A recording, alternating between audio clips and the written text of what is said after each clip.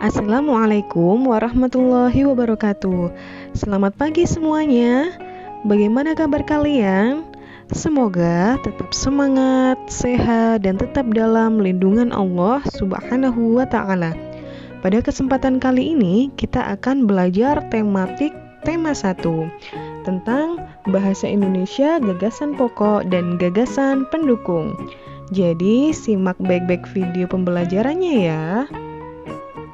Sebelum kita mulai belajar, marilah kita membaca basmalah terlebih dahulu. Bismillahirrohmanirrohim. Materi, gagasan pokok dan gagasan pendukung. Tujuan pembelajarannya adalah agar siswa mampu mengidentifikasikan dan menyajikan gagasan pokok dan gagasan pendukung di setiap paragraf dari sebuah teks dengan mandiri. Sebelum kalian menentukan gagasan pokok dan gagasan pendukung, kalian perlu mencari kalimat utama terlebih dahulu, agar lebih mudah untuk menemukan gagasan pokok dan gagasan pendukung nantinya. Tahukah kamu apa itu kalimat utama? Kalimat utama adalah kalimat yang bersifat umum dan mengandung gagasan utama yang merupakan inti dasar paragraf.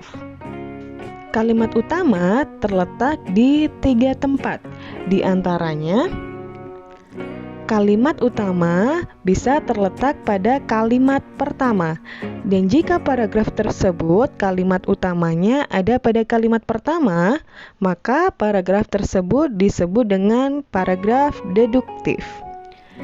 Jika kalimat utama ada di kalimat terakhir, maka paragraf tersebut disebut dengan paragraf induktif.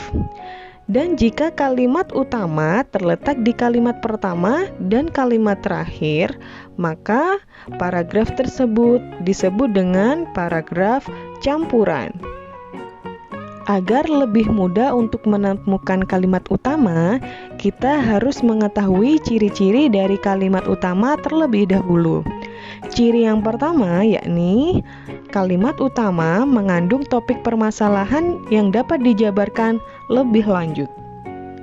Ciri-ciri yang kedua, jika di kalimat terakhir ada kata penghubung jadi, maka dengan demikian, oleh karena itu, oleh sebab itu, maka kalimat utama ada di kalimat terakhir.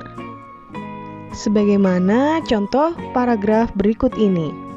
Sebelum kita menentukan kalimat utamanya, kita harus membaca seluruh kalimat dalam paragraf tersebut secara cermat. Masyarakat Jawa memiliki rumah adat joglo dan pakaian adatnya kebaya. Masyarakat Betawi memiliki kesenian khas yakni ondel-ondel. Masyarakat Sunda memiliki alat musik tradisional yakni angklung. Jadi, Indonesia memiliki berbagai macam kesenian dan kebudayaan.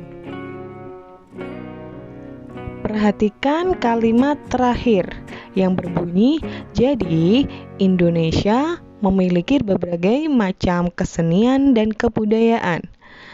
Kalimat utama ada di kalimat terakhir, karena kalimat terakhir tersebut ada kata penghubung jadi.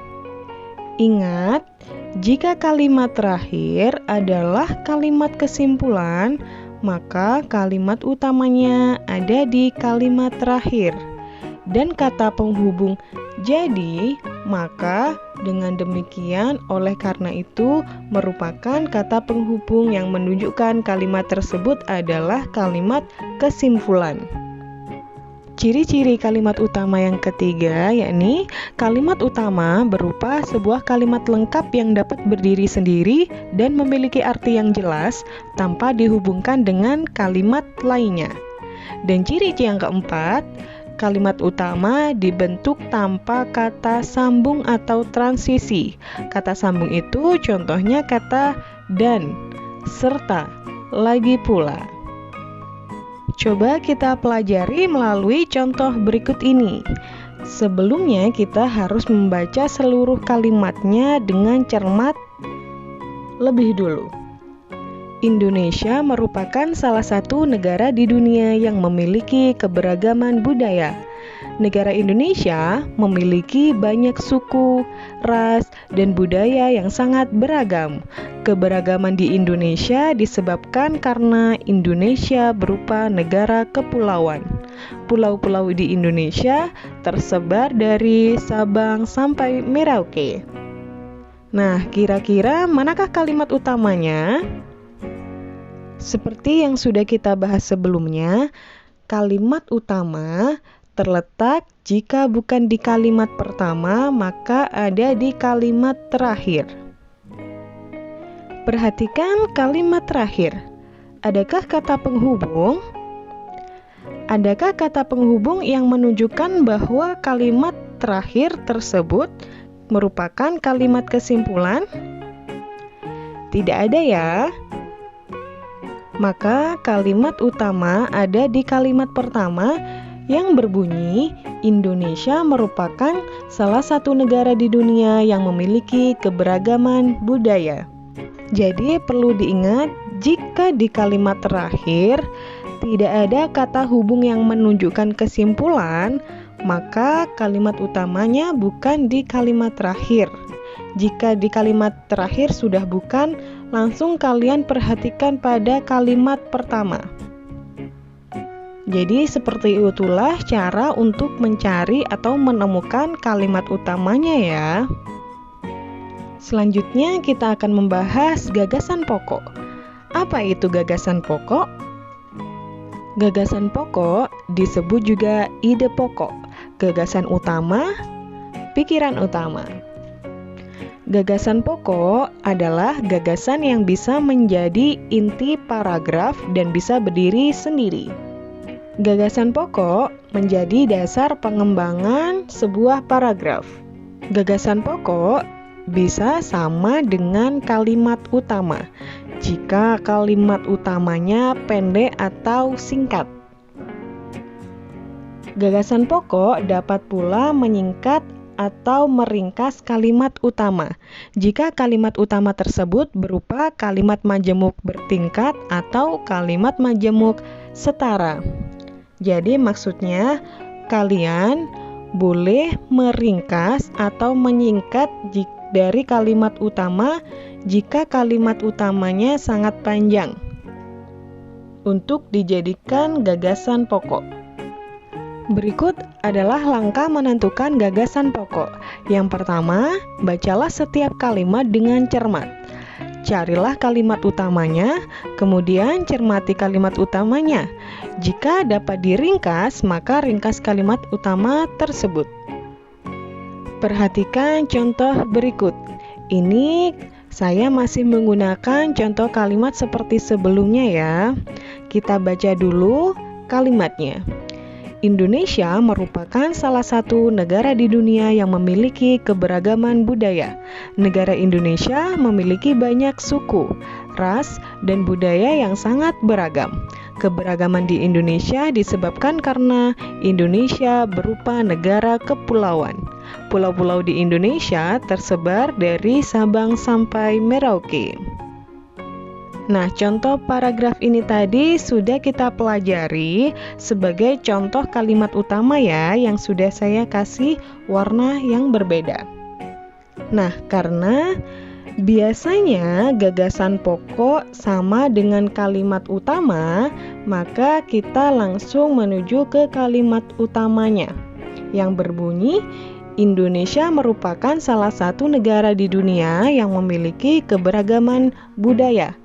Karena kalimat ini panjang, kita boleh meringkasnya untuk dijadikan gagasan pokok. Kita dapat meringkasnya menjadi Indonesia memiliki keberagaman budaya. Jadi kata itulah yang dijadikan gagasan pokok. Nah, lebih mudah bukan jika kita sudah menemukan kalimat utama, maka kita akan lebih mudah untuk menemukan gagasan pokoknya. Setelah kita mempelajari kalimat utama dan gagasan pokok, selanjutnya kita belajar tentang gagasan pendukung. Apa itu gagasan pendukung? Gagasan pendukung adalah tambahan informasi yang menjelaskan gagasan pokok. Coba kita pelajari melalui contoh berikut ini. Nah, contoh berikut ini masih sama seperti contoh sebelum-sebelumnya agar kalian lebih mudah untuk membedakan mana kalimat utama, mana gagasan pokok, dan mana gagasan pendukung. Sebelumnya, kita sudah mengetahui mana gagasan pokoknya ya. Pada kalimat Indonesia memiliki keberagaman budaya. Maka kita akan mencari gagasan pendukungnya. Nah, gagasan pendukung pada paragraf tersebut terletak pada kalimat-kalimat penjelas yang menjelaskan gagasan utama atau kalimat utama, yakni terletak pada kalimat-kalimat setelah kalimat utama yang berbunyi, negara Indonesia memiliki banyak suku, ras, dan budaya yang sangat beragam. Keberagaman di Indonesia disebabkan karena Indonesia berupa negara kepulauan. Pulau-pulau di Indonesia tersebar dari Sabang sampai Merauke. Jadi, gagasan pendukungnya adalah kalimat-kalimat yang ada setelah kalimat utama. Seperti itulah cara mencari gagasan pendukung. Nah, anak-anak, itulah tadi yang telah kita pelajari bersama, mulai dari kalimat utama, gagasan pokok, dan gagasan pendukung. Dari sini, apakah kalian sudah memahami? Untuk mengetahui pemahaman kalian tentang pembahasan tersebut, maka kerjakan latihan-latihan sesuai perintah guru kelas kalian masing-masing. Walaupun kita belajar dari rumah, tetap kerjakan dengan sungguh-sungguh ya. Sekian dari saya, stay healthy, stay strong, and always be happy. Wassalamualaikum warahmatullahi wabarakatuh.